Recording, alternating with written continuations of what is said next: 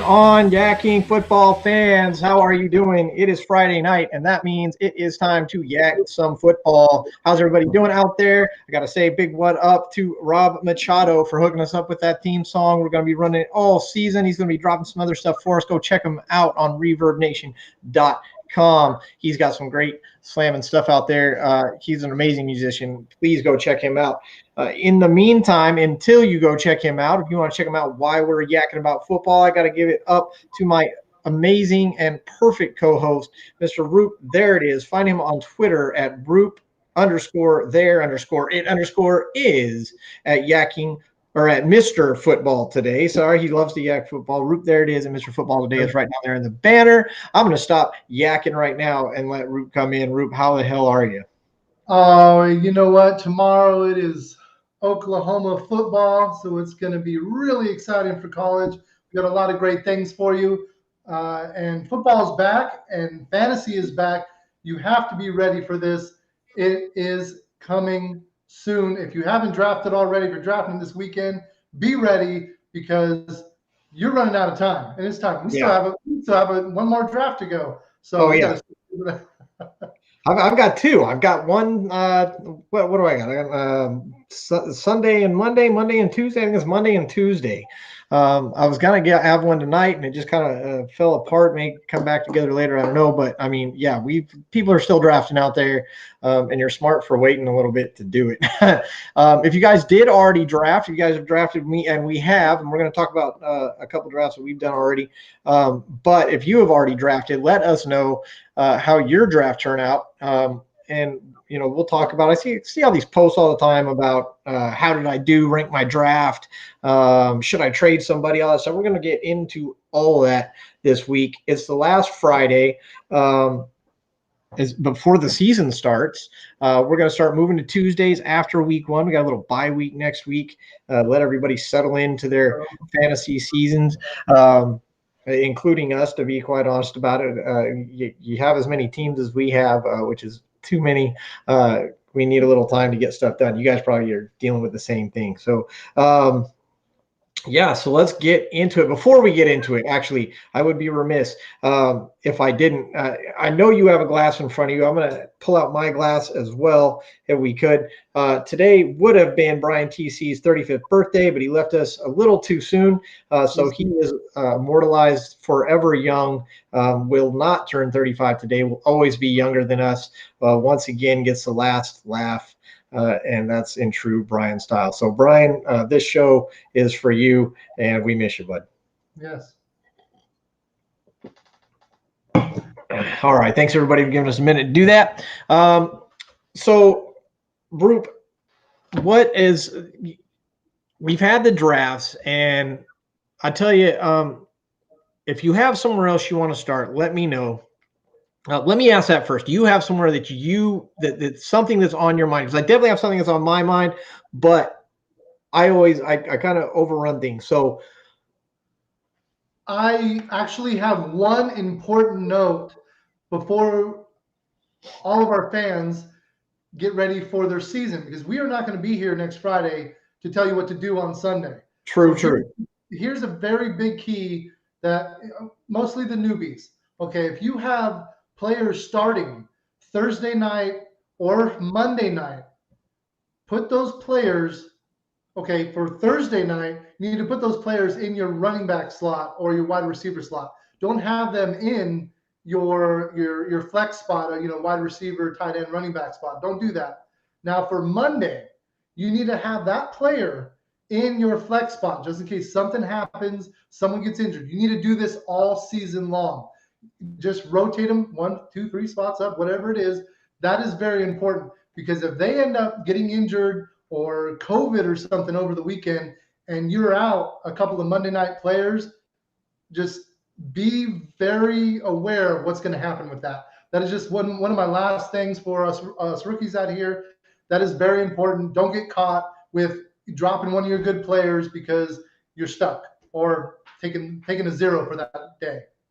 Yeah, no, that's definitely happened to me. And it is nice to have that someone gets hurt or they're getting pulled or questionable on Monday night, and so you're able to have someone sitting there to swap that out. I've definitely done that. Sometimes it's paid off. Sometimes it didn't matter because the person I swapped him out with didn't do any better than the guy who wasn't even playing. So that happens. That's fantasy football. So what is on my mind this week? I keep seeing all these trades happening right now. And I see all the posts. Should I take this guy for that guy? Someone offered me this trade for that trade. This guy's on the wire. Should I pick him up, et cetera? There's a lot of movement going on right now. And it's one thing to recognize a talent that didn't get picked up, somebody missed them, or you hear something. Trey Lance, not likely to start if he was even going to start in the first place, but probably out a couple of weeks with the finger. So some people are opting to put Lance out there on the wire and pick up someone else that's going to do good for him. Things like that, Dobbins goes down, Etienne goes down, things like this happen, and so you have to replace it. If you drafted too early, I've seen people really struggling to replace Dobbins or whatnot, guys that are getting injured. So that is one thing. But so much movement, I just think it's a mistake. I think you drafted your team and you need to ride them out. I think people, and we're going to talk about this once the season starts on Tuesday, because we're going to be talking about waivers and waiver wire pickups and trades and things like that. But for the most part, I think if you've drafted your team, unless there's an injury or significant reason to do so, leave your team alone. Yeah, I actually do like that. I've actually been hitting the panic button ever since draft days, where I was sweating and waiting, like, what's going to happen, who's going to fall to me, and we'll get into that. But I was worried, like, what's going to happen? And then I'm like, should I have people in mind I want to pick up. Can I get a trade in early? Because I think there is value in some of these trades. And I'm one of those guys that like to panic even before the season starts. It's going to be a long season. It's okay to just sit and wait. I've been talking about it with someone. I'm like, I think this is good value for both of us, but the trigger hasn't been pulled yet. So it's okay to just relax. If you did your homework, if you listened and paid attention, just wait. Let a couple weeks go by before you make too many big decisions. Yeah, I mean, there's going to be plenty of moves that are going to have to be made. There's going to be injuries. There's going to be teams going to who you thought was going to be wide receiver 2, and it turned out actually wide receiver 1 because the quarterback and them built a better rapport, whatever it is. Cincinnati's going to be a big scene that everybody's watching to see who's actually going to be the wide receiver 1 coming out of there. Same, I think, with Dallas, because there's really, is it going to be Cooper? Is it going to be Lamb? Is there enough to go around? I know there's a lot of love for the tight end who's not going to outscore either wide receiver, but I know that tight end is out there in a lot of leagues because they have 2. And so there's debate on which one. So things like that are going to come up, and there's going to be moves that need to be made. If you're in a fab league, especially where you have to pay to make your move, you're really going to want to be careful not to jump the gun because you don't have the money to panic. That's true, actually. Pace yourself on your money. Unless you drafted perfectly, everybody's healthy, nobody has question marks, and you just need one more player, you feel you're going to make it all through the long season without any injuries, spend the money. I don't recommend it. I mean, it's going to be a long season. Prepare for it. Probably, if not 25 to 50% of your team is going to be out at least 1 or 2, 3 games just for soreness or longevity of like how's they're going to really last through this. So just, it's okay. Pump the brakes unless something big happens. Like, I mean, Ezekiel Elliott goes down and Tony Pollard's still sitting there. Like, pick him up, sure, but pace yourself with your money. No, it's so true. Those fab leagues, I know I see a lot of people in the fab leagues and they want to save their money, and I think that's a smart thing. Save it until there's a real value or you really need it. But what you have to recognize is that value can come really early. And I look at the case of CMC when he went down last year. If you were trying to save your money, you missed out on a Mike Davis who definitely won some games for you. I know that because I had him. So these injuries, you got to know which injuries are worth spending the money on to find that replacement. So that's something to watch for. Yeah, Mike Davis was definitely a good pickup for people last year, especially when CMC went down. Hopefully, he stays healthy this year. I mean, I have him in one of my leagues and watched him slip away in another, so it's okay. But prepare for injuries. Yeah, and manage your fab money if you're in a fab league. Just be aware if you really need to spend that money. I remember the first fantasy league I ever played. You had to pay money to make a trade or get someone pull someone off the waiver wire. You had to pay $3 every time you did that, and it was me and a buddy of mine. Uh, and so we actually had to decide together to spend that $3. And then all that money went to the pot and just helped build the pot at the end. And I spent so much money. It was my first year because somebody would have a good week, and I was like, "Oh, we got to get that guy," because somebody finds the right combo and the right defense against the right defense, finds the right hole. Maybe it's his birthday and the quarterback wants to get, whatever it is. And that guy will have a great week. And then you see people want to pull that guy, and it's like, look, he hasn't done anything for 3 weeks. He had a great week. That doesn't mean he's going to have a great season. And especially with fab money, now your fab money's gone, and you just wasted on a guy who had one double-digit game all season. Yeah, I've actually made those mistakes before. It's hit and miss. I mean, like we talked about before, sometimes you just got to really do your homework. And I failed many in my early years without doing my homework. And I was like, this is the next man up. It's a solid offense. I got him. I'm going to overbid for him. And, then he ended up like getting cut 2 weeks later. So, really do your homework, and not just on like NFL.com type stuff. Like really learn, like, do they have a something crazy like a domestic abuse thing going on, or a drug problem. Those things really are part of life, and it's not just all NFL stuff. You have to dig deeper if you want to like really test your judgment. Yeah, welcome to everybody who's joining us. Last Friday night before we switch to Tuesdays, we want to see. Go ahead and type in them comments if you have a draft story. This is all about you guys tonight, so it's whatever you guys want to talk about. If you have a draft story, maybe someone fell to you, or you lost somebody, or something crazy happened. If it doesn't have to be from this year, share your rosters. If you have questions about your roster, if you have questions about these trades or waiver wire pickups that we're talking about, send them in and let's talk about it, because this show is all about you, and we want to talk about the things that you want to talk about, especially on this last week, this fantasy football Friday fun party thing that we're doing before we move to Tuesday. So welcome to the show, and please make some comments and let us know what you want to talk about. So a funny story. I'm going to start with a draft story from this year, the draft that we're going to talk about here in a little bit. I got painted into a corner thanks to my draft position, and I think I was 10th, and I had to take Davante Adams in the first round. And I know what you guys are thinking. Oh, had to take Davante Adams. Look, I like to do running backs in the first round. And what ended up happening is I had no choice. It was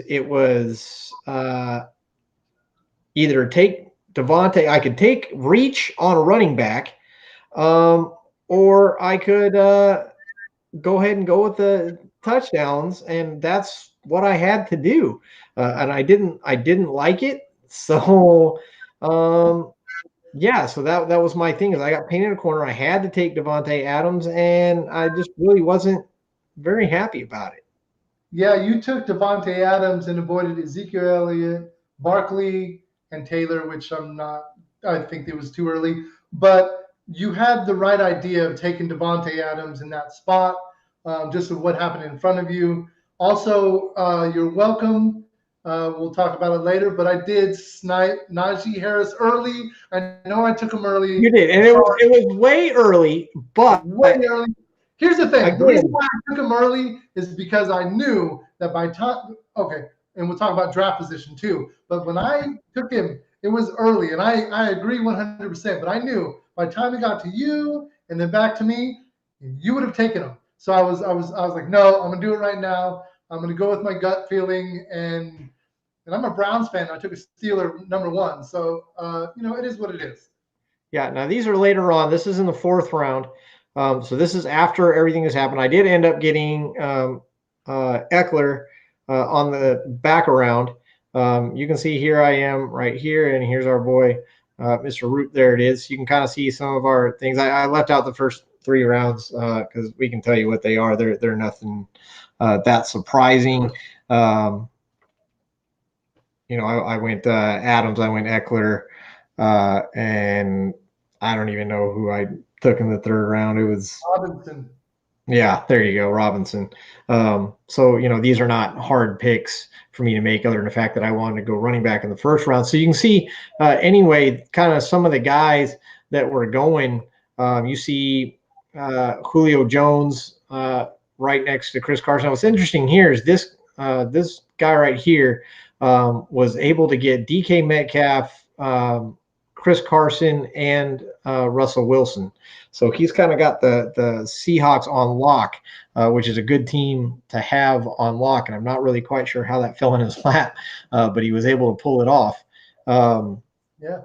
Yeah, you'll see Roop. There it is. Go a little early, but he's got Thomas sitting in the wings. And the nice thing about Thomas, and actually I learned this from you by doing it, is when you took Thomas, and we talked about this during the draft, what you were able to do was put him on the IR after the draft was over and pick up another player. And I actually learned that from you. And so in the next draft that I did, I actually did the exact same thing.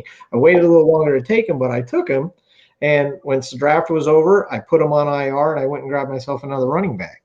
It was a nice strategy, and I appreciate it. It helped out. Yeah, actually, I kept going on and all the mock drafts, and the mock drafts still had him pretty high.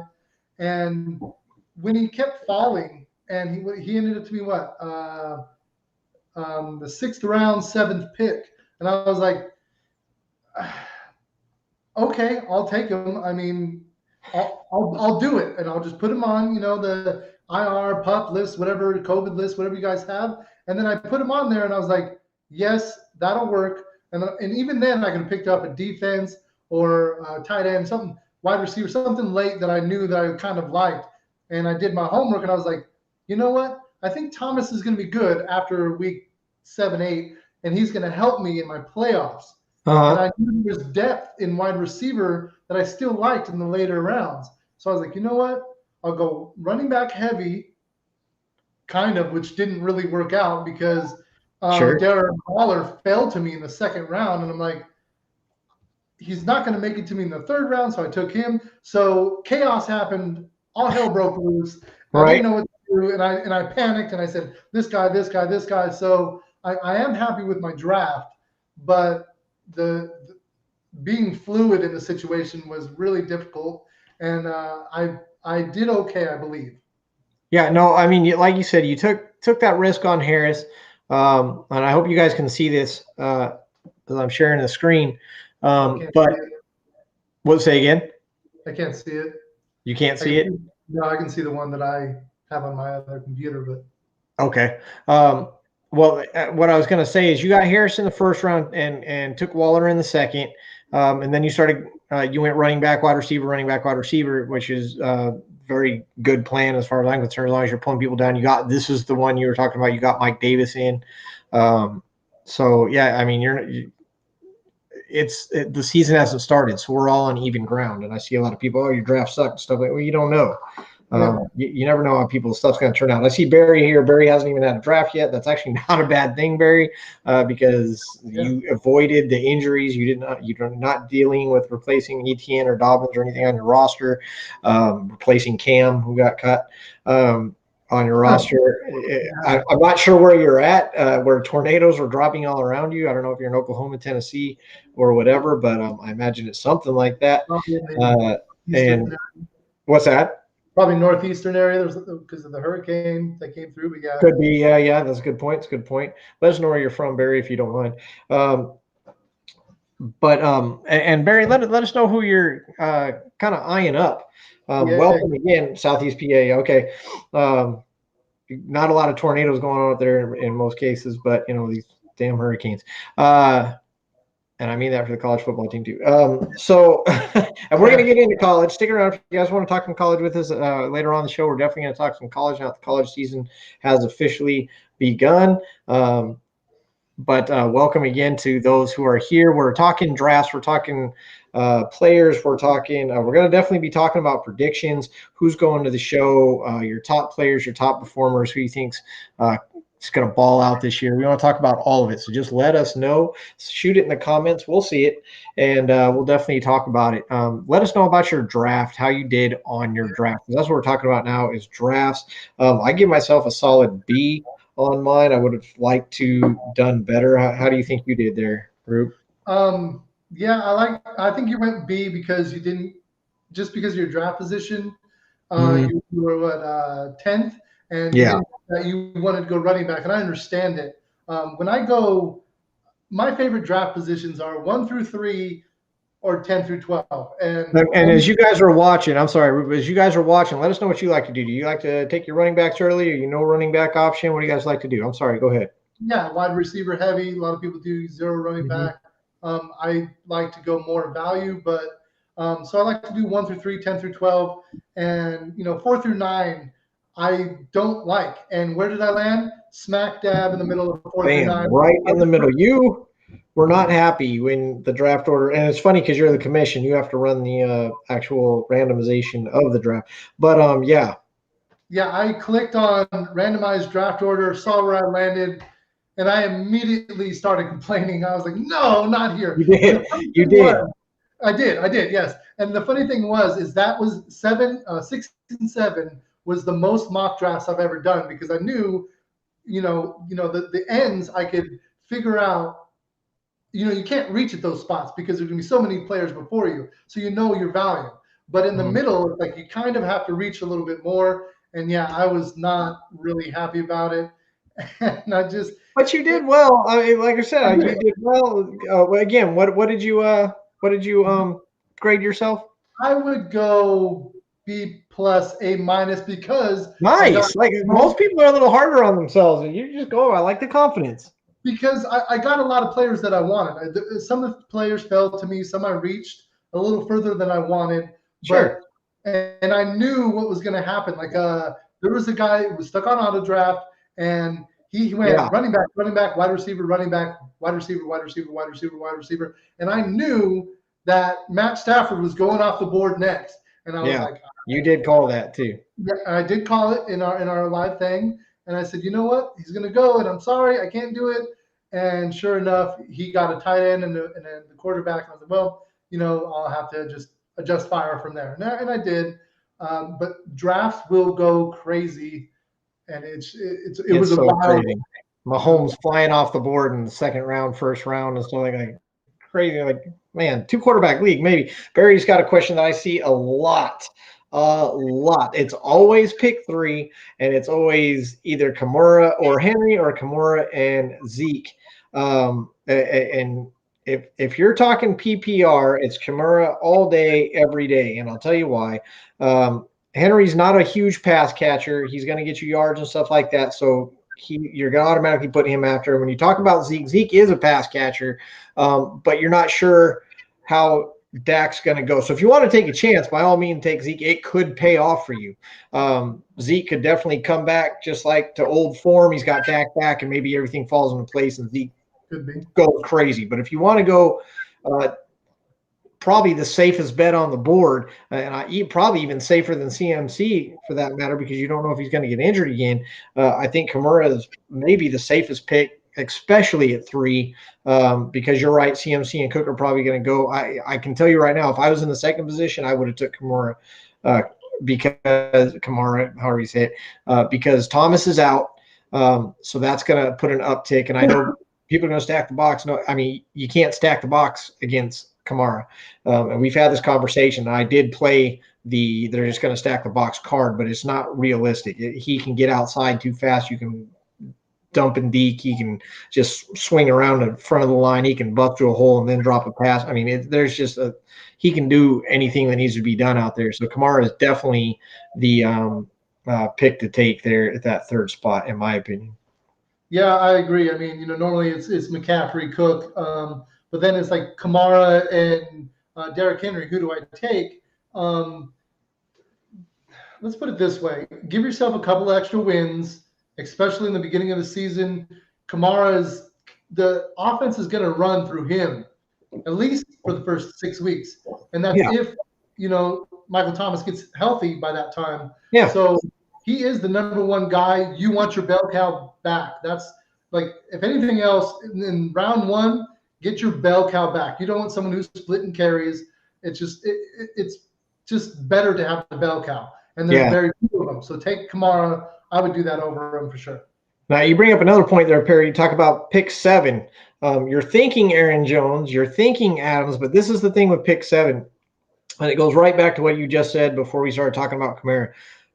The draft stuff is going to happen.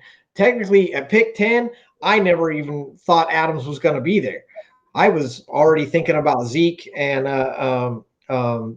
Jonathan Taylor because there's no way Adams should have got there. Thank you to you, because you took that shot on him. The reason he had a chance to make it to me in the first place. So at pick 7, if you're past pick 5, really pick 5 is like, now I don't know, because you don't know what is going to fall to you. I've seen Henry fall that far. I've seen Kamara fall that far. I've seen in threads where people have got CMC in pick 4. So I don't know how that happens either, but that's what you don't know, because people are going to take some. I guarantee somebody was eyeing up Najee Harris in the second round, if not the end of the first, and boom, he takes him at 5. So that now your whole game plan. I'll be honest, when I had to take Adams, that threw my entire game plan out the window, because I wanted that running back in the first round. And when I didn't get it, even though I got Adams, I didn't get a running back. And that's what I was focused on. And it took me a long time in that draft to recover. And I was still honestly pouting by the end that my strategy didn't go the way I wanted it to. So if you're past pick 4, don't try to brainstorm this too much. Because you just don't know who's going to be there. Someone's going to take Adams at pick 2 in some things. People are going to take Patrick Mahomes number 1 overall. I've seen it on threads. So, let the values fall to you. Yeah. Somebody is going to reach in almost every round. You're going to be like, what? Like, why did you do that? So practice your mock drafts to see where roughly people land. But somebody is going to reach and mess up your entire day, and you have to adjust fire from there. Every round, know about 2 to 3 guys that you want to take and move on from there. Because, if you're drafting this weekend, great job. But I was sweating before mine, and I was like, it was like an interview for a job. My hands were clammy. I was like, what is going on? Like, this doesn't make sense. Like, I've practiced so many times, and what happened? Everything just, I was like, you did what? And even me, I did one of those things where I was like, well, I'm taking Najee Harris, 6th overall. And I believe in the kid. I think he's going to be like a Saquon Barkley coming out. But that's just what I did. I just felt it was going to be a little bit better pick. But and even you passed on Barkley and you took Adams. So and I said I was going to do that. I don't believe it. What's funny though is now that the draft is over, I keep seeing all this stuff of him in camp. Hey, what's going on there, Mark? Mark, it's good to see you. Even if you are calling us ugly, I know I'm better looking than you. I know, Mark. Good to have you, Mark. But I keep seeing all this footage of Barkley in camp, and I'm not going to lie, kid looked good. Looked good. I still wouldn't take him because I don't know if he's going to stay healthy. 15 games in 2 years is just not the confidence I have. I need to have in a player. But I'm not going to lie, the kid looks good. I hope he pays off for people, except when they play me. I'm about to trade for Barkley. I don't know, something about him. A lot of people love him, and he may go off again. If you have Barkley, I've got nothing but love for you, and I hope he just goes ham, except when he's up against me. But I won't take him. I'm not going to touch him. He scares me. Scares the hell out of me. The funny thing is he's on one of our our list of predictions and stuff. And I'm going to say it now, and I'm going to say it again. As long as the coach doesn't have their number 2 pick blocking the whole time, let him run out and catch a pass. Stop making the number 2 pick block. He's not a blocker. He's a running back. And I didn't know I'm not a coach, blah, blah. You know what? You didn't pick him to fucking block. No, you're absolutely right. That's not what you picked your running back for. Even in the sense of in Tampa Bay, I mean, they literally have been very clear that they brought Giovanni Bernard to block because he's definitely regarded as one of the best blocking backs in the game. He's great at blocking, but I also promise you that they don't expect him to just block, that he's never going to get the ball, that he's not going to run it, that the guy doesn't have a touchdown on his resume. Of course he does. He's got yards on his resume because he's a damn running back, and that's what he's there for. Yes, pull your blocks when you're supposed to, Zeke, but that's honestly not what he's there for. And so you got to kind of, that's where the fun of running backs come in, though, is trying to figure out which ones are going to be because they are so thin. Yeah, you know who doesn't block? The top 4 running backs. They don't. True story. They're not taking hits from somebody who outweighs them by 40 pounds, running full speed, trying to get to the quarterback. They're not doing that. They're slipping out and catching the ball.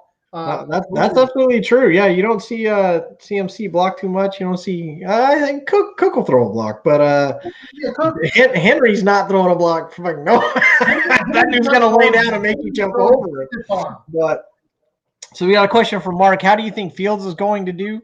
It's going to be a matter of when he finally gets in. I think the entire NFL world is in agreement that it's not going to take too long. No disrespect to Andy Dalton, but ever since he blew that Achilles, he's never been the same. But Fields is going to come in and he's going to do what he's going to do. I got to be honest. And you see the big, huge Ohio State fan, runs in my blood through and through.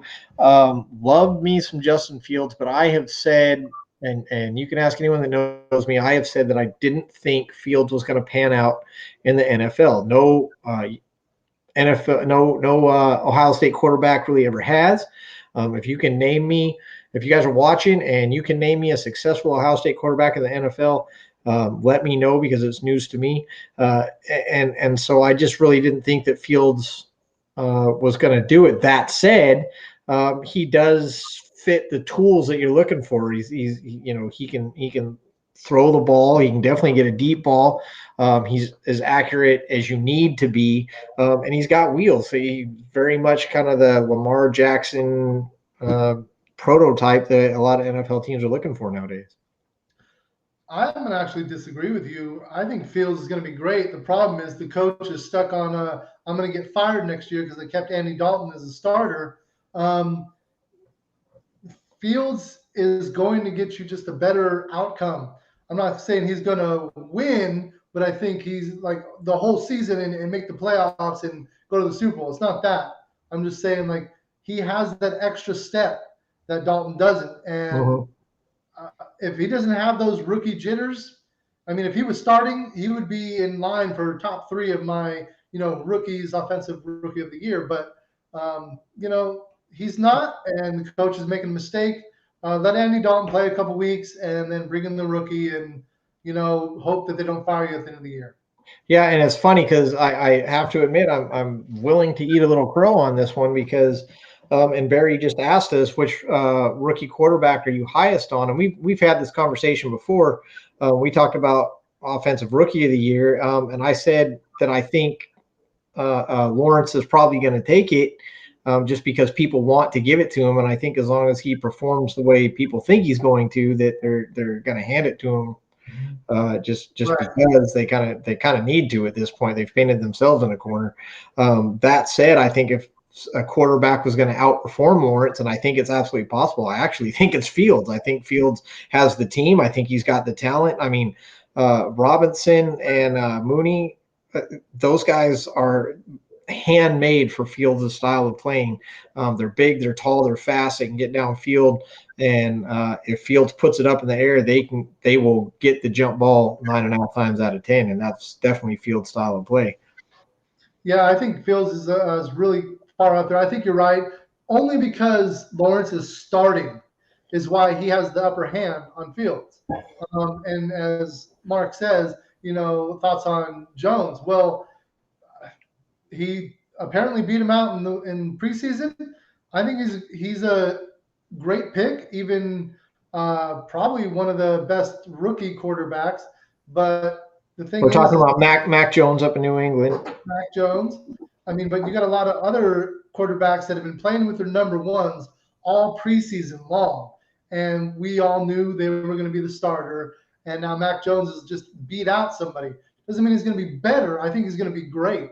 But when you're talking about elite talent, I think Jones has it. If you're going to beat out Cam Newton, I mean, Well, and this is the thing. So first of all, it's Belichick, right? So Belichick's a plug and play guy. It really doesn't matter. I mean, you see with the running backs, it doesn't matter. He's rotating running backs. You have different wide receivers being the top guy. You got different. Gronk was really the only constant in New England for the longest time, and Brady, of course. But he can plug and play anybody he wants in there. And I don't think anybody is fooling themselves and saying that Cam's desire to not get vaccinated absolutely played a part in it, and it's not supposed to, they say, but it absolutely does, because you're asking a coach to take a hit like that, take a loss because someone doesn't want to get vaccinated. A coach isn't going to do that, especially for a guy at the end of his career. And I'm sorry, Cam may still have talent. Don't get me wrong. He's better than a lot of guys in the league. He could start over maybe a third of the quarterbacks in the league, honestly. But at the same time, you're not going to put your team at that kind of risk for somebody like that. And when you have Mac Jones and you already know that's the direction you're going to go, then it's really not that big a loss, especially for someone like Belichick, to dish Cam out and go ahead and let Mac do his thing. Yeah, I think it was a smart move. Listen, go get your flu shot, whatever you want to call it. But when you have like those up and downs, like who's it, Goff or somebody else, well, just respect my thoughts, and I'm not going to get the shot, but I'm going to maybe hurt the team later on in the season. Like, all right, collect your millions and move on. I get it, but this is where the team player comes into account. I'm not saying that what's right and wrong. Everybody has their own choices. Feel free to do it. We're not going to get political about it. Everybody's got the choice to do it. But I mean, if you're getting paid millions of dollars to play ball and in order to not hurt your team, you need to go get a vaccination, then yeah, I admit, I mean, you've got to make a choice. That's fine. But again, are you thinking about the team? Or are you thinking about yourself? And I got to make your choice, but you got to live with the consequences. And right now, Cam's looking for a team. Yeah, and that's the thing. Like, we're not gonna get that into that, but you get COVID and you have to sit out for 10 days. Guess what's gonna happen? Some rookie's gonna come behind you, steal your job, and show up, and you're gonna be sitting there like, well, I'm on COVID for the second week in a row. I'm still sick, and then what? Now he's beat you out of the job. Sorry. Like, it's so delicate. It's such a delicate situation. And everybody wants the regular life back, whether it's, football or just going out and take a walk in the park. And just everybody's got their own free choices. Just temper your expectations and maybe even dig deeper if you're really doing your homework. Find out which players have this COVID shot because they can come back sooner. No, absolutely. And I've seen a lot of know who doesn't have it because they might have some weeks out. We are going to talk about where does Cam end up, Mark, because that's a good conversation. It's a good question. Something's been talked about. I think I want to answer Barry's question real quick. First, he asked, do you have any confidence drafting Harris, New England? I think that's just a shorter conversation. For me personally, New England is one of those teams I just avoid like the plague. I don't take anybody in New England. I would have in past years, I would have taken a Brady or a Gronk, but they just plug and play so much. You never know who's going to be the star week to week because Belichick has the skill. His coaches have the skill to just, play off the defense. He's going to play what the opposing defense gives him. And so wherever the gap is in the coverage or the weakness in the chain on the opposite side of the ball, that's where Belichick's going to go. So I don't have confidence in Harris or anybody else in New England just because points get passed around too much based on who they're playing. I 100% agree. One of the teams I'm avoiding that is solid, with our playmakers is New England. running back, wide receiver, tight ends. I mean, I do want some. Yeah, I agree. That's the offensive side of the ball. I actually have New England's defense in one of my leagues. I think defensively you can Yeah, do that. Yeah. yeah. But the thing is Belichick mixes and matches and everything like that. It's almost like putting who do you want, right? You know, in round 4, 5, or 6, a New England playmaker, or in round 8, somebody from Houston. You know, like you can check that value, and and to me sometimes it's about the same. Like I got Ramondre Stevenson at one of the last picks in a 12-man league, and I think he'll pan out if somebody gets hurt, but he's just a backup as he had a fantastic preseason. But I'm staying away from people like running backs, wide receivers, and stuff because they just spread it out so much. I mean, what do they have, like 3, 4, 5, 6 running backs and wide receivers, and they don't know no one knows who the number one guy is in New England, and that's what Belichick does. Best Exactly. he And that's by design. You're not supposed to know who the number one guy is in New England. While we're talking about, do I have confidence in draft? Oh, I'm sorry. We're going to talk about where Cam ended up. While I'm talking about it, I want you guys to think about who your top player is this year. Who's going to be the top fantasy scorer this year in fantasy football? And send that up.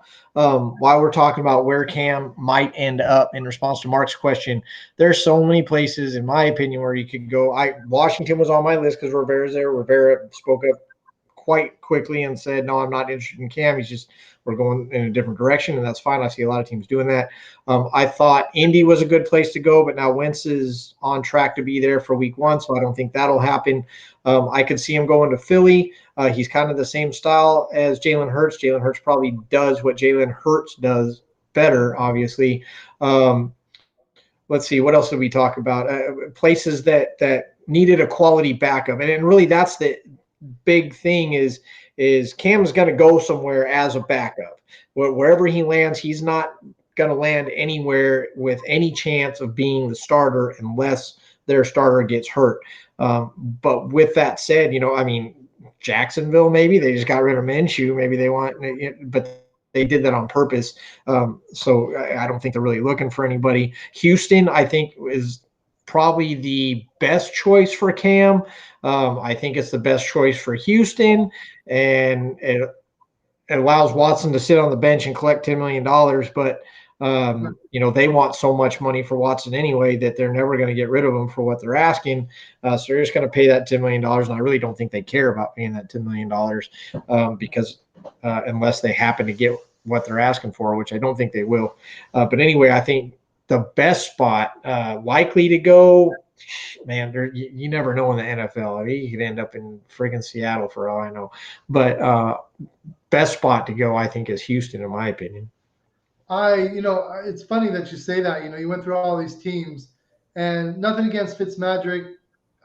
He's the guy great. Puts up points. He just can't do it all season. That's the thing. Right. And if you're going to trade for somebody, I mean, if I'm a GM, owner, or something, I'm not trading for him until the drama's gone. And sure enough, not trading for what Houston's asking for. Not a chance. They're out of their mind. If your guy is 100% innocent, you're not trading him.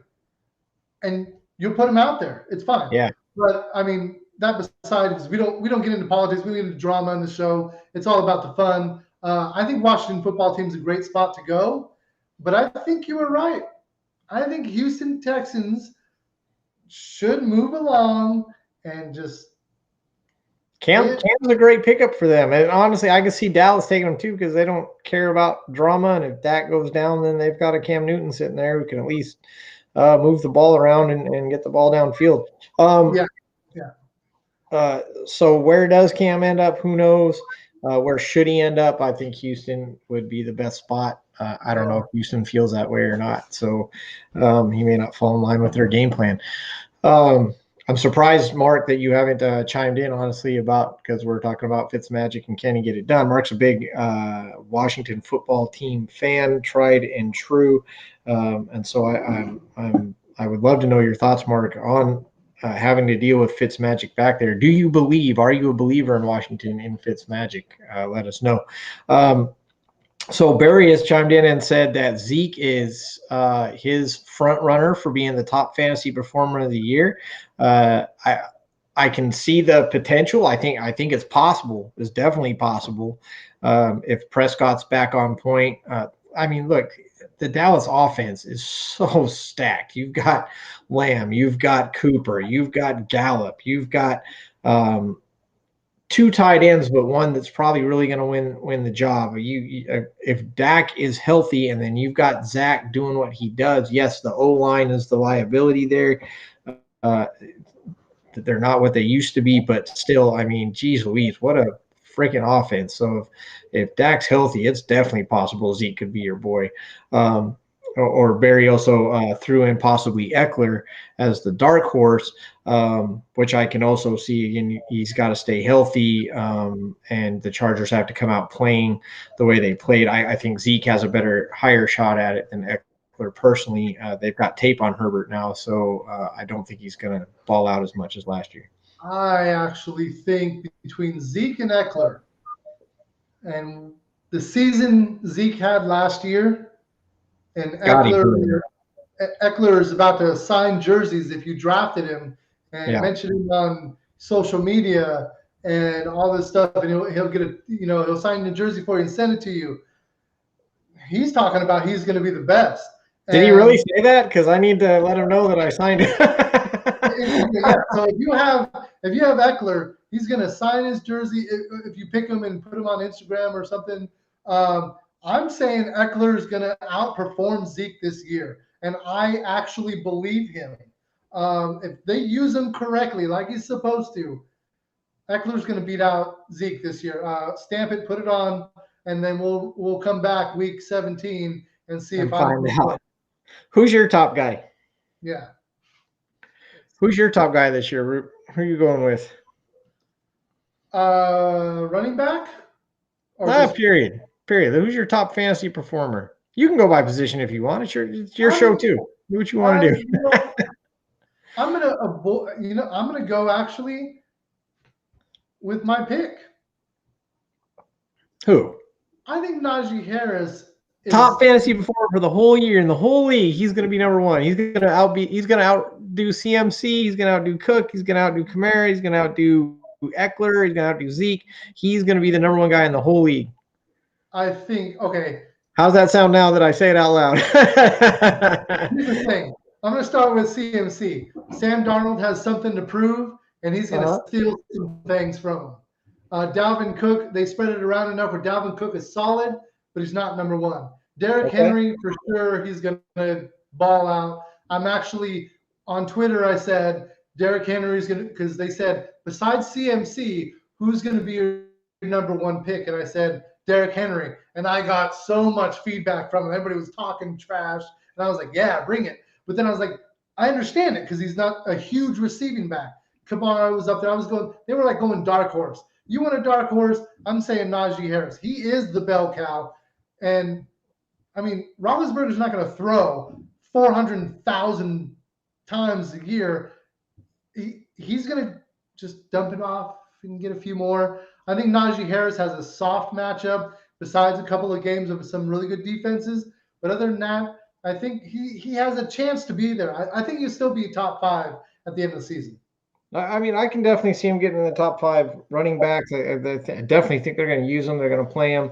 Another team with pretty good talent at wide receiver, a pretty good deal.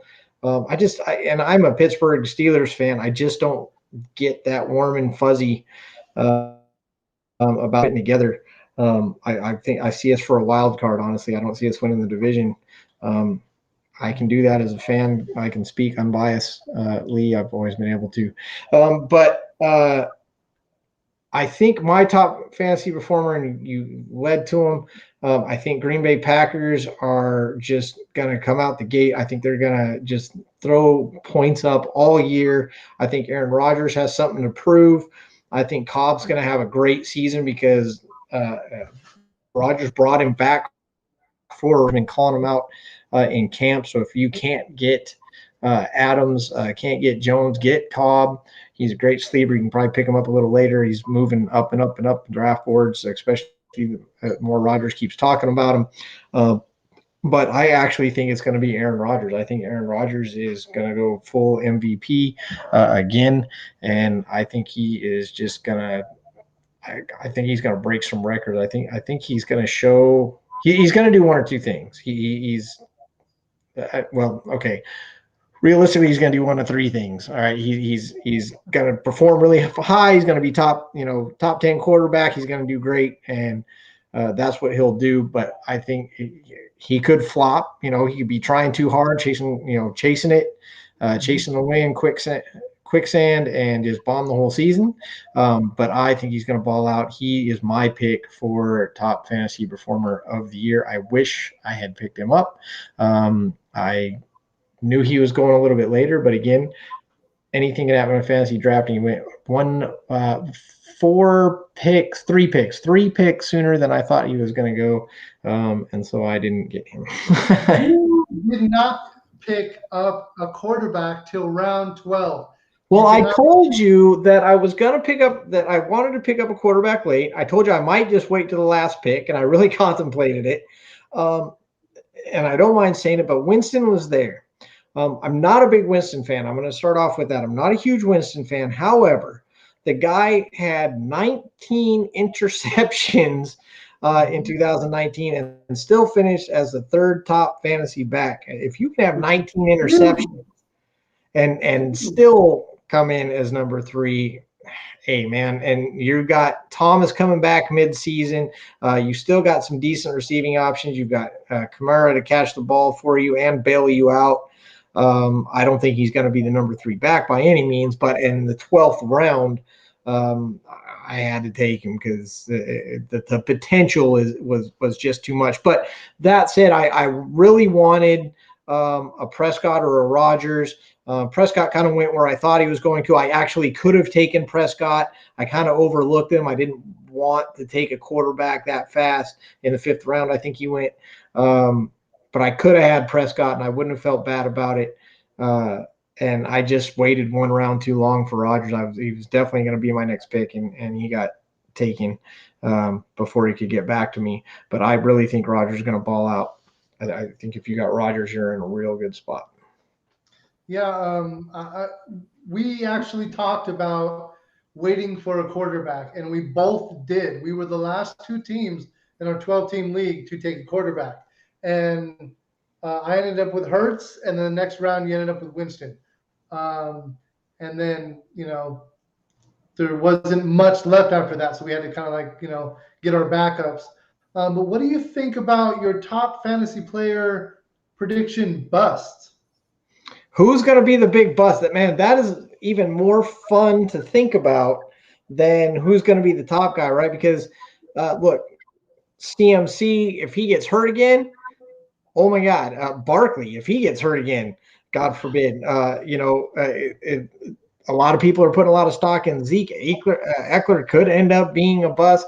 My top fantasy bust, who's the guy that everybody just thinks is going to ball out and it's just not going to happen? I will say this. I don't think that whoever the bust is going to be from a lack of performance. I think this is going to be an injury-driven bust. And so that may not fall under your category of bust. A lot of people consider a bust someone who was supposed to perform and then didn't, in which case, surprisingly enough, I'm going to go to the Chargers and I'm going to flip a coin between Herbert or Keenan Allen. I think those guys have really high expectations, and that's not to say that they're not going to perform well. I think when I think bust in the sense of didn't live up to expectations, so I'm going to take injury out of it because I don't think that's necessarily a bust. I think that's it freaking happened. It was, freaking nature. No one could predict it, and you can't do anything about it. I don't think that's a bust. I think a bust is someone who's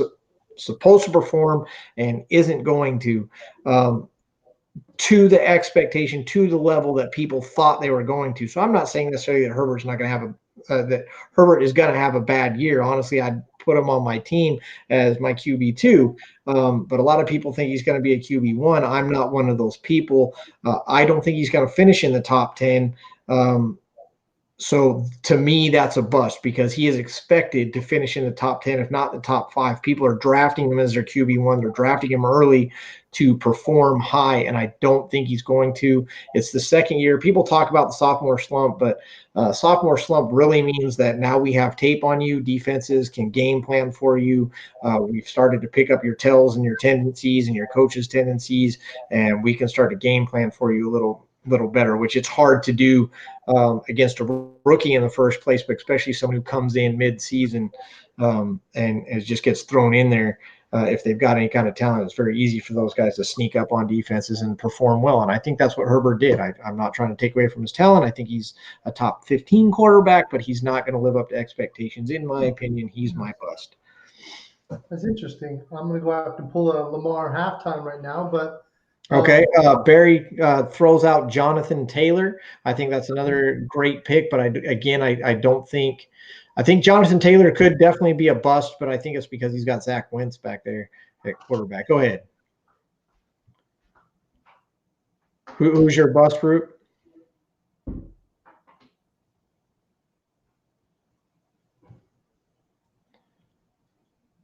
All right. Why Root pulls a Lamar Jackson. We're going to go ahead and throw this up for you. Give us just a couple minutes, and we'll be right back.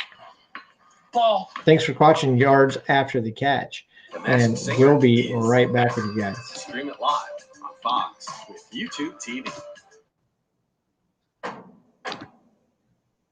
Good job. Hey, dog. This is not embarrassing.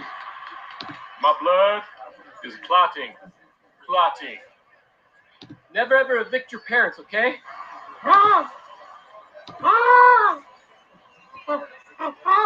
So I run through the maze, and then I find there's some guy named Queese. Queese, boring man. Gremlin T. Squeerfish. Minus opposite. Janitor Snoutlick. Dirt stick. Nothing else. No. They got boulders up in here? Because, look, I don't have time for no boulders. Ain't no boulders here. Well, could be. Loco. You know what? That's rubbish. Yeah, that's bad. Marionettes? Say, you ought to buy my electric guitar. You could buy the thing that has made me famous. what is that noise? I love it. The helmet won't go on. I need your knife. I hate cats. Why they gotta pee in the little tub? Buckrain Politosh. President Free Pamphletin. Asimov, StarCraft 2. Greek Baby. Danny Sassoon. Vodarock Vagina.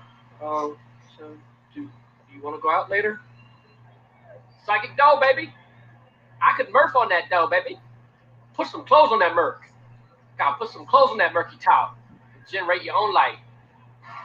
Get in the stance. Which stance? This one here? Is this right? You should be nice to me. You hear? Yeah, I hear. I should be nice to him, Jim. Up your hole.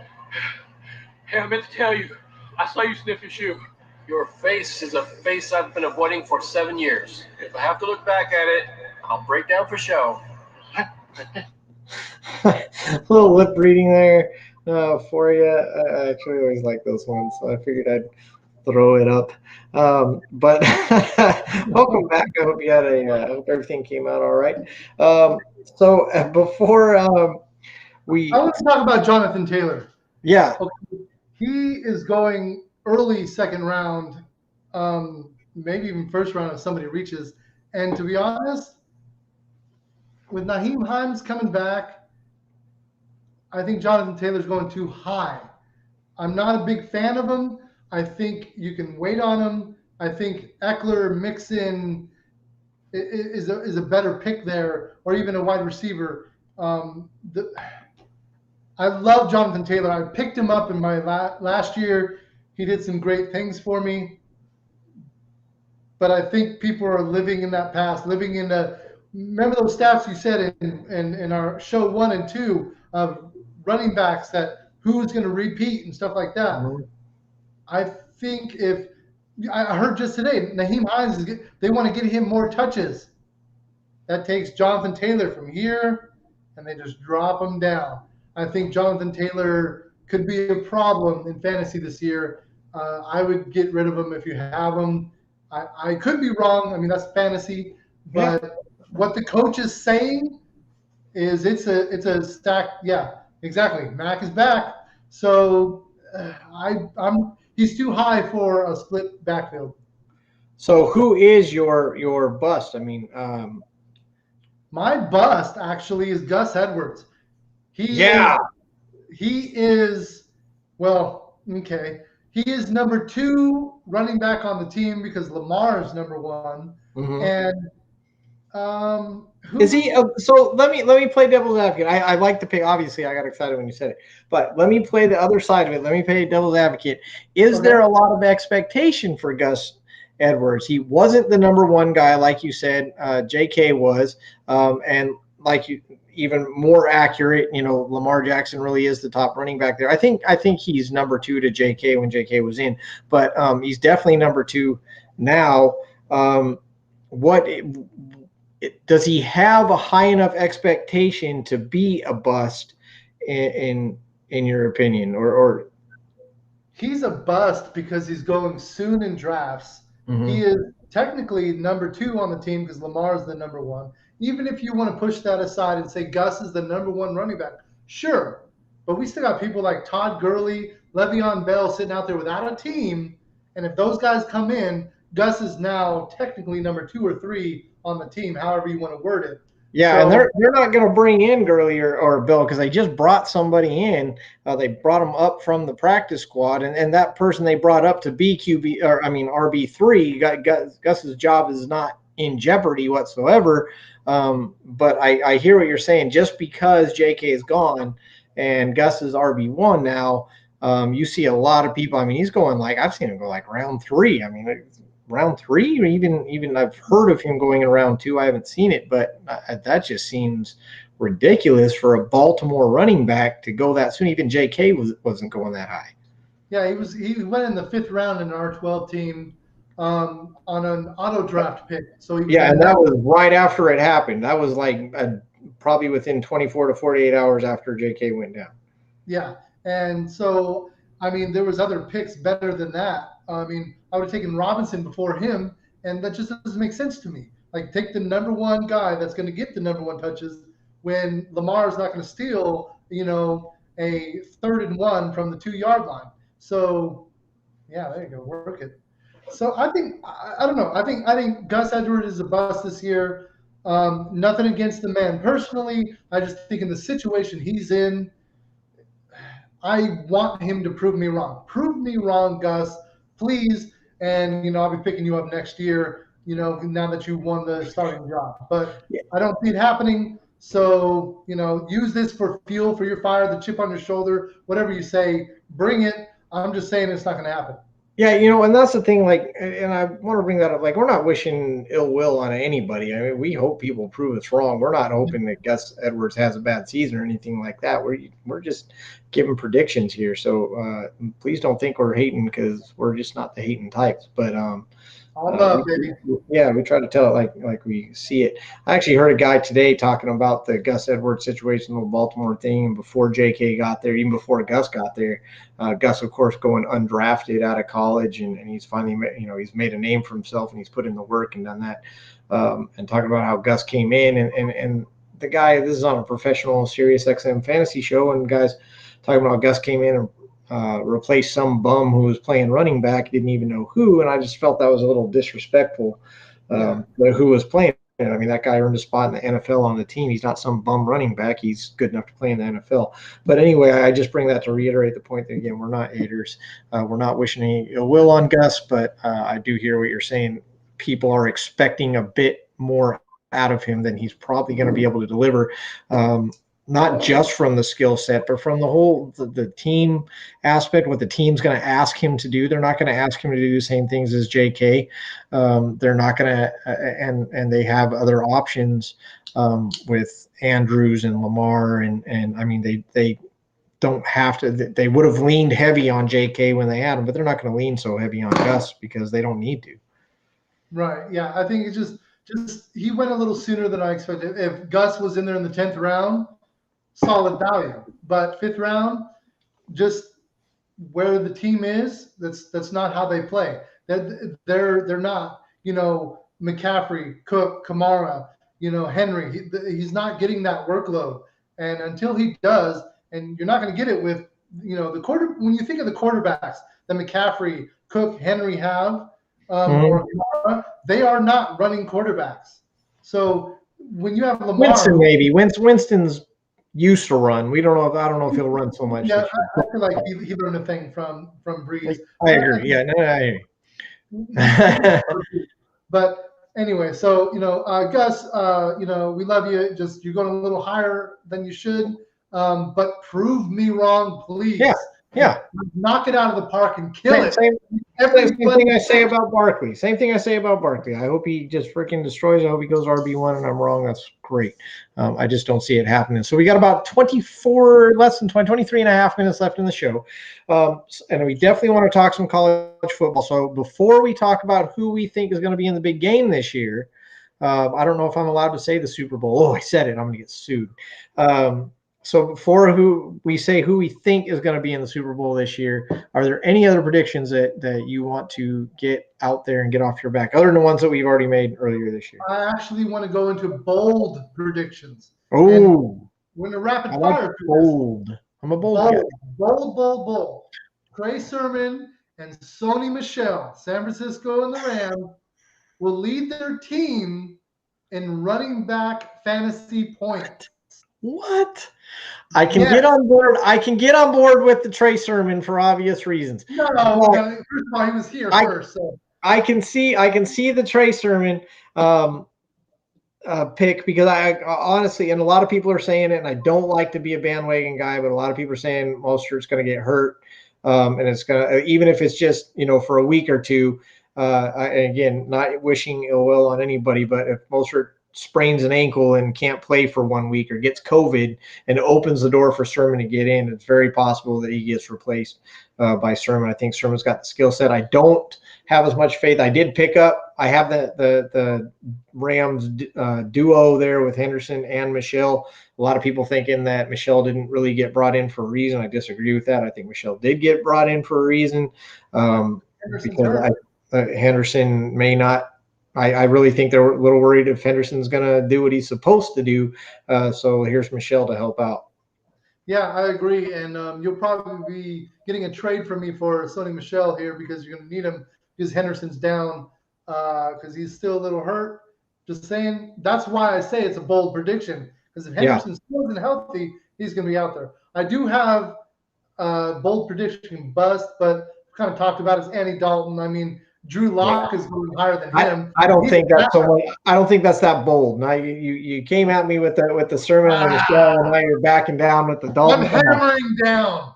That's bold. That's. Thank you, Captain Obvious, for telling us that Dalton's not going to be successful. Okay, prediction then. Let's go. Come on. Andy Dalton doesn't think he's going to last the season. He knows better. Andy Dalton has so much confidence right now. He's saying, this is my time, blah, blah. He knows darn well his days are numbered. He's going to go out there and sling it for a little bit and cash his check at the end of the season. Barry's prediction is that Waller will knock off Kelsey as the best tight end. I actually am really down on Waller. I don't think Waller is going to finish in the top 10. But as someone who drafted Waller in the second round, Mr. Root, there it is, I'm sure you probably at least can kind of get on board with this thing. I can kind of – I've been thinking that Kelsey is due for – a lowered production. He's still top 5. I still think he finishes probably top 3. I don't know necessarily he finishes number 1. I don't know necessarily who's going to replace him. It could be Kittle. If Kittle stayed healthy, I think Kittle could do it. Maybe I'm wrong about Waller, and Waller definitely could do it. Maybe Pitts balls out, becomes Rookie of the Year and tight end. Who knows? But I can kind of agree that Kelsey might not get the tight end thrown this year. It's a reach. That's a bold prediction, though. I mean, thank you. That is a bold prediction. Bold prediction in the round 1 and 2. That is bold. I'm sorry. For Kelsey to get knocked off like that, that's a bold prediction. I'm with you, Barry. That's a bold prediction. I'm stamping it. No, because see, Kelsey is his quarterback is better better than Waller's. And Waller Sure. is, you know how you have your bell cow backs or. But doesn't that help a quarterback better. to have a tight end as an outlet like that? I mean, I guess I hear what you're saying because Gronk was so good because he had Brady. So I guess I'm arguing your point when I say that. Gronk had Brady, Dwight Clark had Joe Montana, and Kelsey's got Patrick Mahomes. So Waller's got Carr. He's kind of behind the eight ball there. Which quarterback are you picking, Carr or Mahomes? No, I'm taking Mahomes every day yeah. and why. Absolutely. Yeah. I'm agreeing with you. I'm agreeing with you. Yeah, so Kelsey, I'm just saying there's nothing wrong with taking Waller. I think everything's going to go through Waller. I mean, because they still have a decent wide receiver core, decent running back, but the offense is going to run through Waller. That's all. That's the only reason why. But you know what the card down there in LA, and Las Vegas is that's Gruden, because that guy's off the. I don't know. Nobody knows what that guy's thinking. He doesn't know what he's thinking. I don't think he actually has coherent thoughts. He just goes out there and let's do this.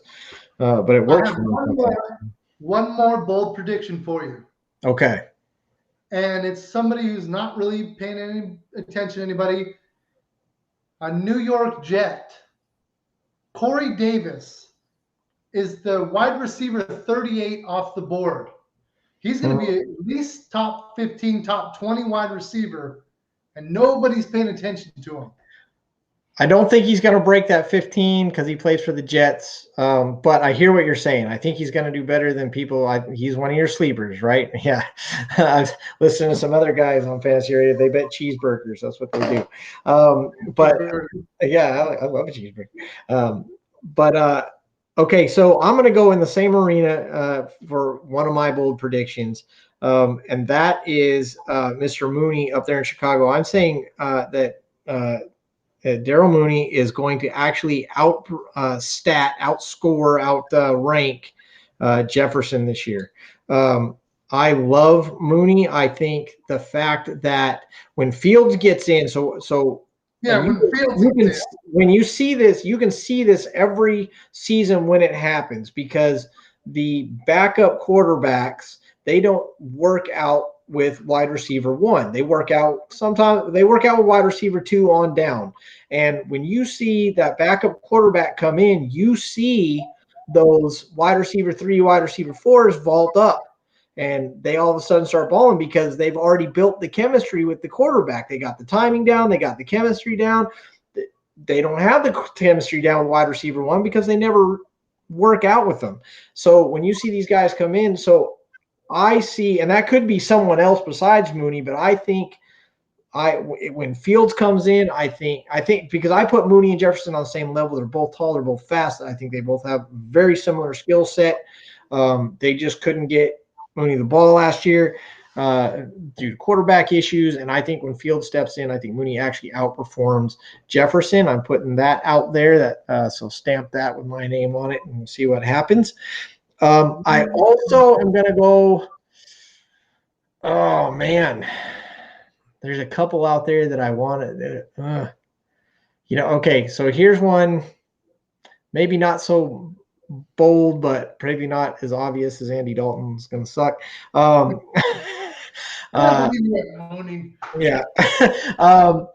I'm also going to go out there and say that Cincinnati is not going to be able to get it done. I don't think they're going to gel well together. I think there's going to be a lot of conflict. I think the receivers are going to be all wanting the ball, and Burrow's going to put it where he wants, and I think that's going to cause animosity. And I think the Cincinnati offense is going to stutter based on expectations. I'm not saying they're going to come in last place or be the worst team in the league or anything like that, but I don't think they're going to have this anywhere near the success that people think they're going to have. I'm going to put them at one game above 500. And people are expecting Cincinnati to ball out, and I can see it. I understand why, but I don't think it's going to happen. I think Andy Dalton is going to have to play and throw touchdowns, and I I think Mixon's going to have a great season. You know, Tyler Boyd. I'll put that in there too. I will throw that in with the Cincinnati prediction. Joe Mixon's going very high on draft boards. Definitely a round 2 running back. I think Joe Mixon is also going to be one of those busts as far as what people are expecting out of him. I'm putting that out as well. Yeah, I'm all over If Joe Cincinnati. Mixon fell to me in the second round, I would have taken him. I would have taken him over Darren Waller. I think anybody that takes Mixon's going to be disappointed. Again, I could be wrong. I think they're going to be disappointed. Not necessarily a bold prediction, as running backs are all kind of a bold prediction. You know what? Because they do face the Steelers defense and the Browns defense. So there's 4 games out of the season, you know, so that's, you know, a really high percentage of solid defenses. It doesn't matter if you know what the rest of the season looks like. So I can see that. But I think there's a lot of talent on Cincinnati. I don't think they're going to make playoffs, but I think they are a solid team that is going to have to put up numbers and on their playmakers. So I'm not going to shy away from them, but I think they're still a solid pick. I don't know. It's not a bust. I'm gonna argue right now that it's not a bust. Like, I'm taking them they're a bust. Decent. Yeah. I will also say that while I don't think anybody expects Fitzmagic to finish the season, and so I'll put that out there. Fitzmagic doesn't finish as the starter. I also don't believe that Tua finishes as a starter down in Miami. Well, that's because Deshaun Watson apparently is going there. Yeah, exactly. Yeah, that's going to happen. And Miami, Miami will once again not have a first-round draft pick for the next 5 years. It's too rich for anybody. CMC isn't going for that much, and nobody's trading for him because they can't afford it. They can't afford them. All right, so we've got to the big game. Before we start talking college football, we've got 2 minutes to talk about our predictions for the big game. Who do you think is going to be there? You don't have to say the first 2. You can work your way up to the playoffs if you want to, but who is going to be in the big game, last game of the season that we all watch for the commercials and Dog the halftime show? Let's go. I am not going to bet against Tom Brady. I can't do it. People have been doing it for 20 years. I think they could make it. I think they could.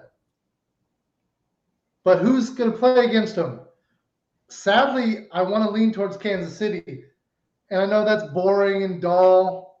But if you want bold, I think this year, and this is a little bit of bias because I want some people to at me, Cleveland Browns could beat out Kansas City this year. What did you do? Yes, I don't know.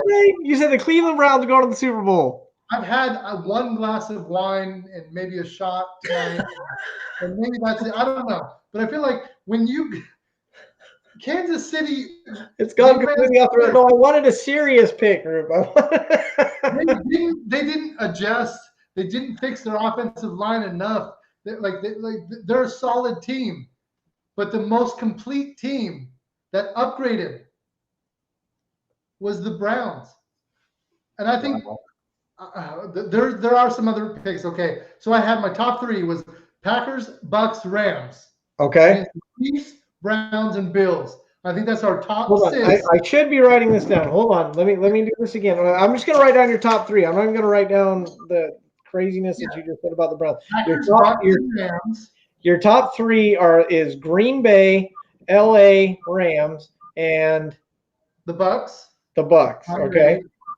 Against the Chiefs, Browns, and Bills. Chiefs, Browns. I can't believe I'm writing this down. And Bills. Okay. I like it. I'm going to let you get over the top 3. I like it that you went top 3. Barry's going Tampa Bay versus New England. I don't think that Mac Jones is going to get there, but I like the pick. It's bold. You're calling it out there. You're putting it in. And so I like it, Barry. I originally, before even the preseason started, I said it's going to be Tampa Bay and the Chiefs again. However, as it's gone on, if we're talking top 3, I'll go ahead and put the Bucks in there as my top 3 for the NFC. And I really only have 2, to be honest, for the NFC. The AFC, I've only got 1, and that's Kansas City. I think that is the team that could get upset. I think that the expectations are there. I know people want me to say Pittsburgh because I'm a Pittsburgh fan. I just don't know if I hope they get it done. I really do. But I think Baltimore's got just as much chance. That's a really tough division this year with the Browns and Cincinnati. I mean, there's a lot of ballers in there. Najee Harris scores 40 points Well, yeah, of course, yeah, the top performer of the year, according to you. But I definitely think Kansas City could get knocked off, so they're probably my least confident side of it. But I'm going to put them back in the Super Bowl. Originally, I went with Tampa Bay. However, I have since changed. I think you're going to get the showdown once again. Only I think this time Aaron Rodgers comes out on top, and Green Bay ends up at the Super Bowl against Kansas City or whoever the AFC. I think Green Bay is your Super Bowl champion this year. I'm actually calling the champion this year. I think we could have another great game, but I am putting Green Bay at the top. Aaron Rodgers hoisting another, I'm going to call it his last Super Bowl trophy. I said that because I think he leaves Green Bay, and just like all the legends except for Tom Brady, Joe Montana went to Kansas City and, of course, didn't win a Super Bowl there. John Elway was smart enough to ride out in the sunset, but some of the top quarterbacks, they changed teams and give another shot. But anyway, I think this is Aaron Rodgers' last year at Green Bay, and I think he hoists the trophy. You know what? I love that pick. I kind of hope he does, but it doesn't matter what happens. Fantasy football is going to be fun. Playoffs are going to be fun. And the Super Bowl is going to be electric. I'm really excited about it. It's going to be huge. The season is going to be huge. Everybody's ready for it after last year, after COVID, after all the shenanigans and stuff. And that's actually the perfect segue into college football. Definitely checking out college football. Yesterday, of course, Ohio State played. They came through. They got it done. Barely. Barely. We scored 31 points in the third quarter. But the fans is what I noticed more than anything. And I was flipping channels and checking other games beforehand and afterwards, and the stands are filled front to back, top to bottom. Even the Boise, who did Boise lose to? Boise UCF game. They got delayed 3 hours, didn't finish till after 1 a.m. due to lightning, and they still, at the end of the game, had 44,000 people in the stand, despite the rain, despite a 3-hour delay. College football is back. I think NFL is going to be back the same way. Fans are ready for football, and I think they're coming out in droves and they're showing it. I love college football. I didn't like it long time ago, many years ago. Didn't like it. I went to my first college football game, and I was blown away. The atmosphere was explosive, and I was like, "Yes, this is what I want." I've went to like a Raiders game or San Francisco game, and everyone's like, "Yeah, great job. It's fun." And then you go to a college game, and people are like raging out. Like, it's like one step down from a professional soccer game. So I'm going to give soccer fans are just ridiculous. And so I'm going to give them the top fans out of all the sports. But college football and hockey are like right there as at number 2, because college football fans, they are behind their team no matter what. And you can go to any university. You can go to Minnesota, they knew they were facing Ohio State, and they had no doubt in their mind that they were going to win. Those fans were there to represent. But you can go down to MAC teams down in the Sun Belt, and those fans are filling stadiums, and those teams have no shot. I live in South Carolina, and the Carolina games are sold out. Fans are packed. People, they are just convinced that they are one player away from a national championship every single year. College football fans are probably the most team-devoted fans in the world.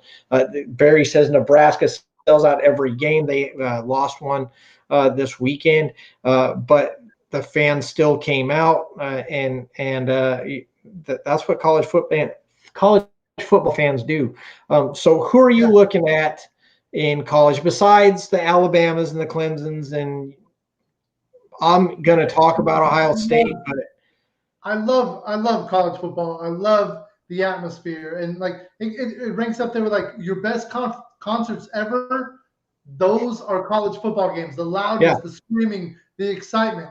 I'm telling you, if you love football, you love NFL, go to a college game. Doesn't matter where. Just go, and you'll have a great time. No, it's true. I do have 4 teams that I think that'll make the playoffs. Okay, so you're actually going playoff predictions as opposed just predictions, because I mean I checked everybody's schedules. I saw who they were playing and who they had to go against, and I love chaos, especially in college football. Let's do it. Okay, so let's get the 4 playoff teams according to Roop. There it is at Mr. Football today. Your BCS playoff teams. You heard it here first. Who are the teams going to the BCS playoffs this year? I'm not even happy about it. Bama, you're not going to. Okay, first of all, nobody was beating Bama last year at all. I don't care who you are.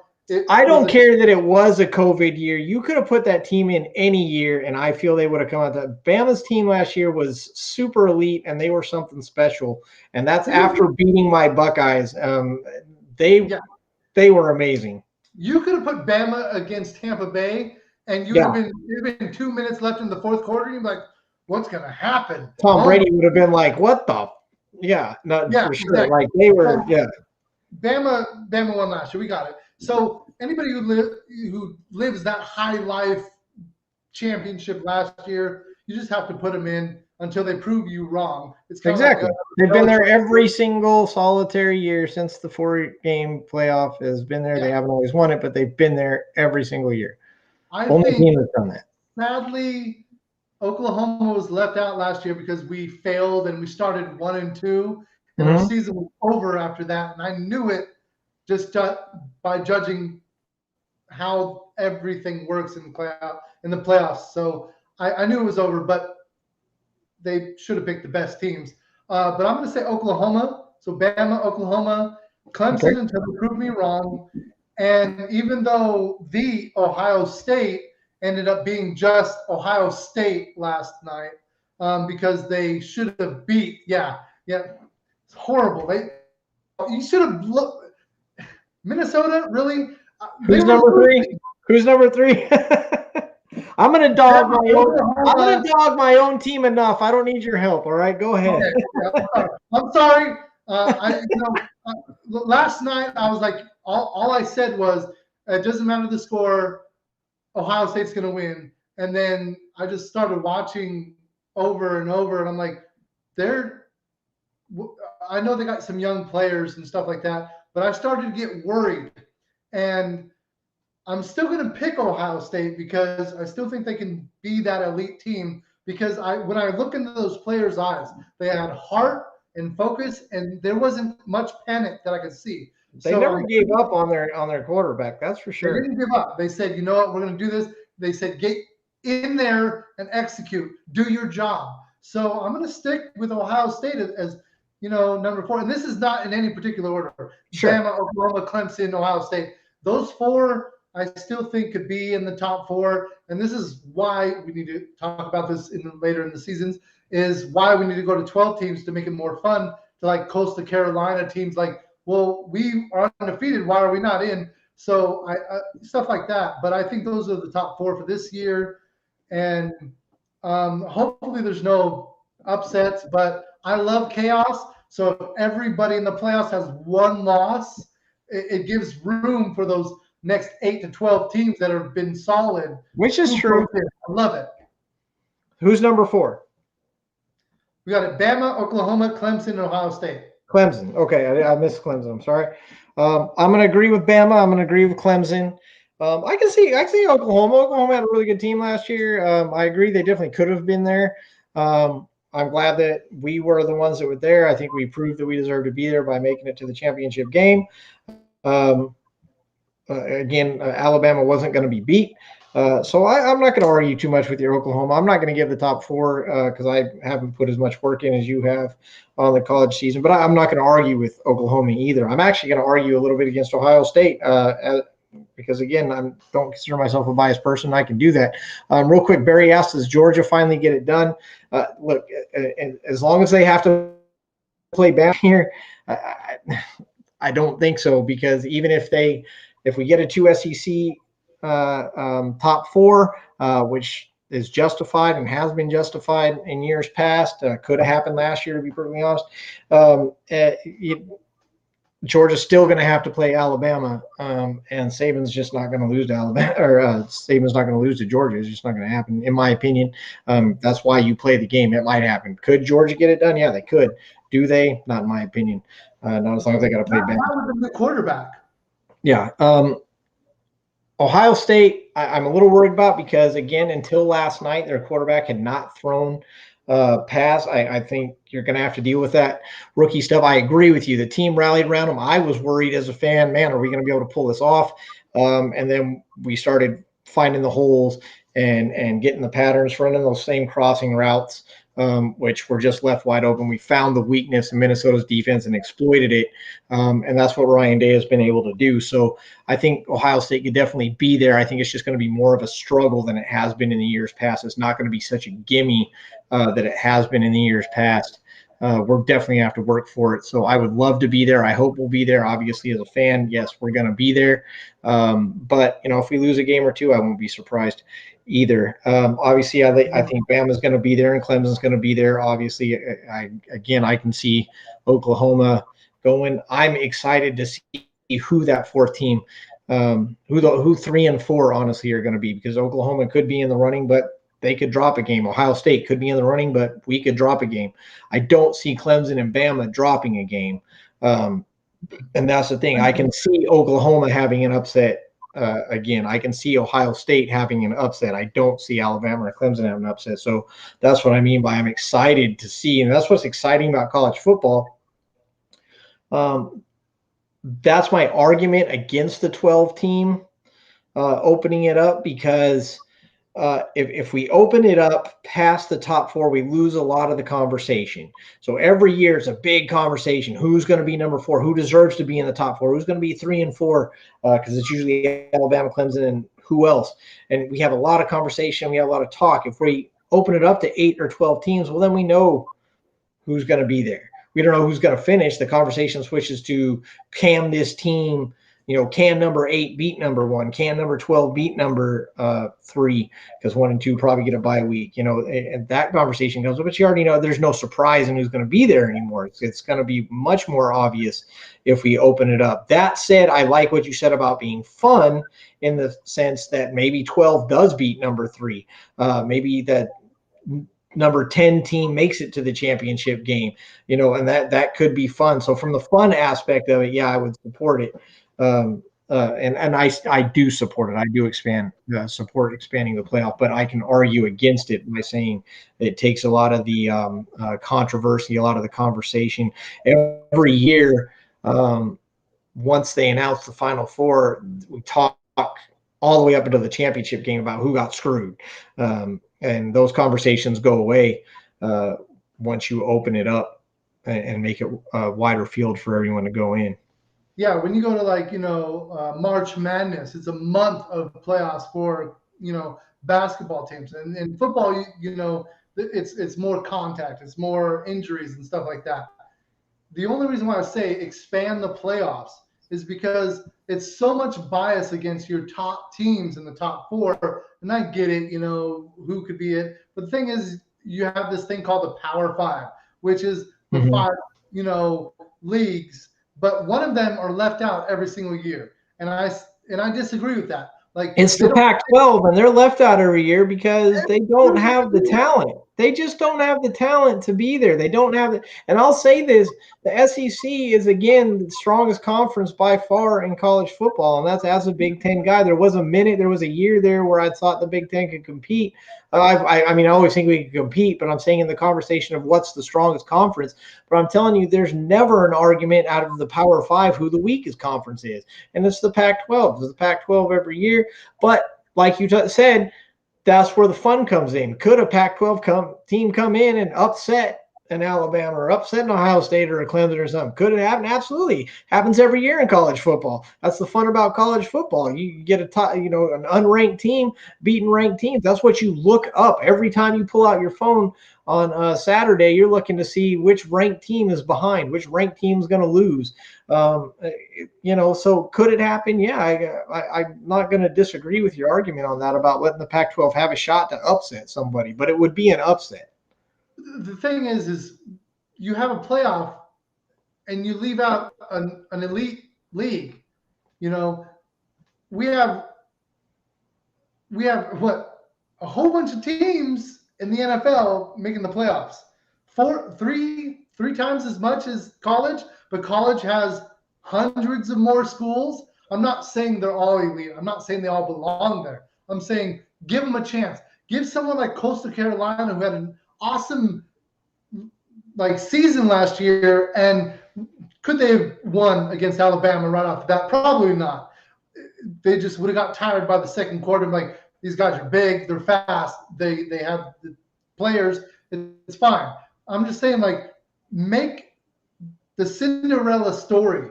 Make something exciting. Make people buy extra tickets. Make the players be like, well, I'm going to sit this one out because I'm going to the NFL. Well, yeah, but we have 4 weeks until you go to the NFL.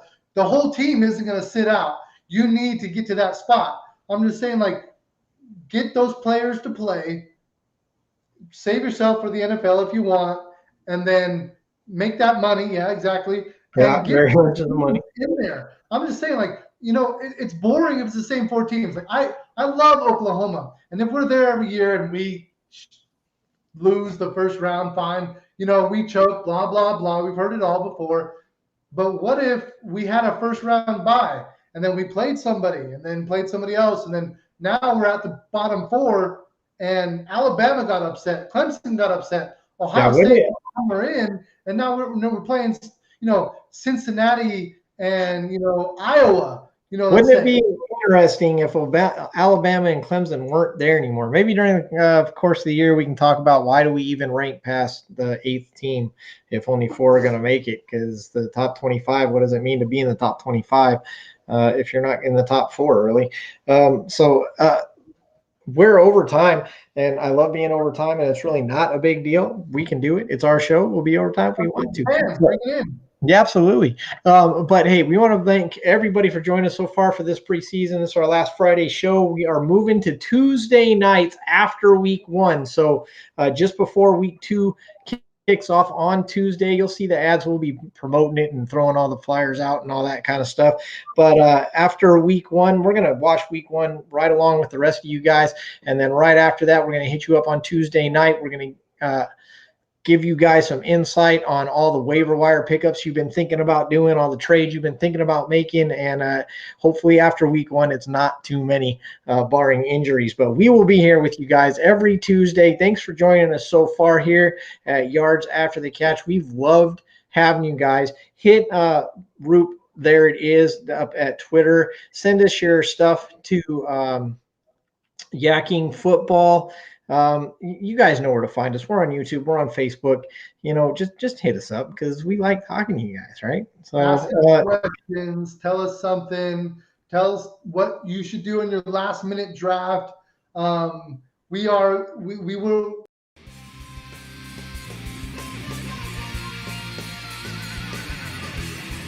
Sorry about that. That's coming up next. I didn't mean to cut you off. No, it's fine. Basically, I just told you how to win your league, and if you missed that, you can blame your host. That's the a secret. If you want to get it, you got to come back and see us again. Yeah. You got to tweet Roop, there it is on Mr. Football Today, and he's going to tell you exactly what he said. Hey guys, everybody, thanks for coming out. Rob Machado, again, thanks for making some music for us. Come out, catch more music, catch more Yards After the Catch Tuesday nights on Facebook, at Yards of the Catch on YouTube. Tell your friends, come like, subscribe. We love you guys. We'll see you next time. For Roop, there it is. I am Chris Fox. We'll see you guys again. Keep yakking football, everybody.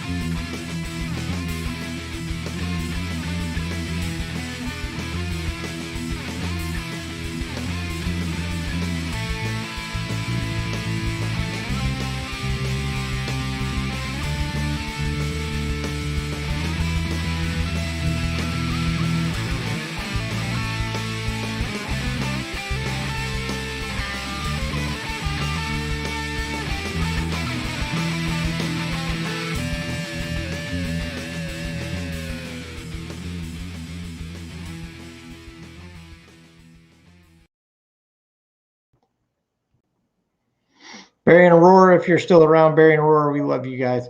Thanks for showing up every week. We'll see you guys next time. It's funny because the flyer up there still says Friday, but we'll get it fixed. We don't care because Aurora's only on now, and now Aurora's gone too. So now it's just us. But we love you guys. Thanks everybody for watching. Barry, Aurora, thanks for showing up. Mark, again, thanks for showing up as well. We'll see you guys after the season starts. Mark, I'll see you on the fantasy football field. Oh no.